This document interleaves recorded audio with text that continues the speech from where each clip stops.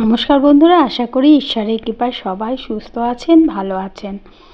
আজকে আমি ছাদ বাগান থেকে তুলে এনেছি এই নোটে শাক আর মূলো শাক। মূলো শাকটা কম, কিন্তু নোটে শাকটা বেশি। এই গরমে এই শাকগুলো ছাদ বাগানে আমার হয়েই আছে, আর নষ্টও হয়ে যাচ্ছে।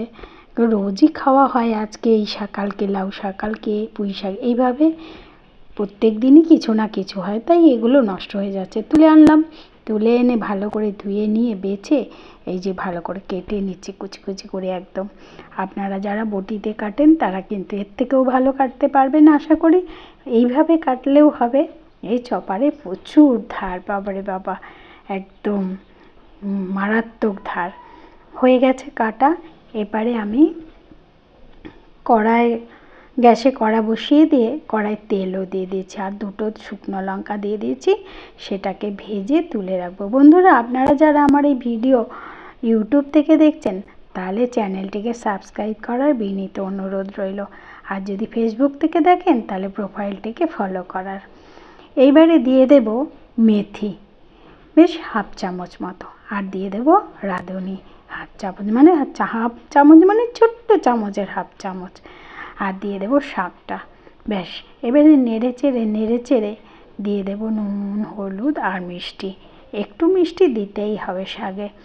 আর আপনাদের বাড়িতে যদি কোনো সুগারের পেশেন্ট থাকে, তাহলে অবশ্যই সেটা স্কিপ করে যাবেন, তাহলে দেওয়ার কোনো দরকার নেই। অথবা ভাজার শেষে ওটাকে তুলে নিয়ে, ওনার জন্য তুলে নিয়ে তারপরে দিতে পারেন।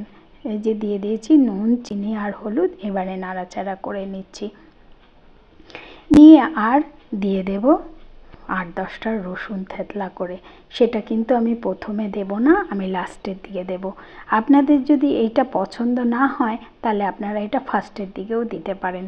তবে ফার্স্টের দিকে দিলে স্বাদও আলাদা, গন্ধও আলাদা, আর লাস্টের দিকে দিলে স্বাদও আলাদা, গন্ধও আলাদা। আর আমার এই লাস্টের দিকে দেওয়াটার গন্ধ আর স্বাদ দুটোই আমি পছন্দ করি। আপনারা কে কে এইরকম স্বাদ আর গন্ধ পছন্দ করেন, আমাকে অবশ্যই জানাবেন। দিয়ে দিলাম, দিয়ে এবার নেড়ে চেড়ে ঢাকা দিয়ে দেবো, যাতে রসুনের কাঁচা গন্ধটা না থাকে। আর এতে করে কি হবে, রসুনের যে উপকারিতা, সেটাও কিন্তু অনেকটা বেশি পরিমাণে থাকবে। আর দিয়ে দিচ্ছি ওই দুটো শুকনো লঙ্কাকে গুঁড়ো গুঁড়ো করে, হাত দিয়ে চেপে এগুলোকে ভেঙে ভেঙে দিয়ে দিচ্ছি। দিলে না অসাধারণ লাগবে।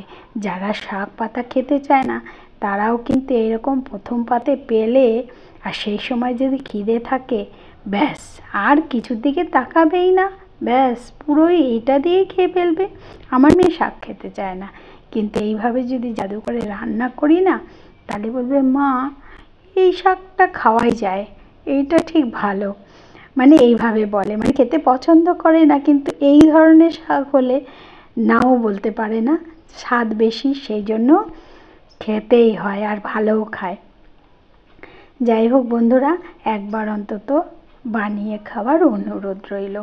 আপনারা যদি খেয়েও থাকেন, তবে আমার মতো করে যদি বানিয়ে খান, তাহলে কিন্তু আমাকে কমেন্ট বক্সে জানাবেন যে আপনারা আমার মতনই বানিয়ে খান। যাই হোক, এইবারে মতো সবাই টাটা।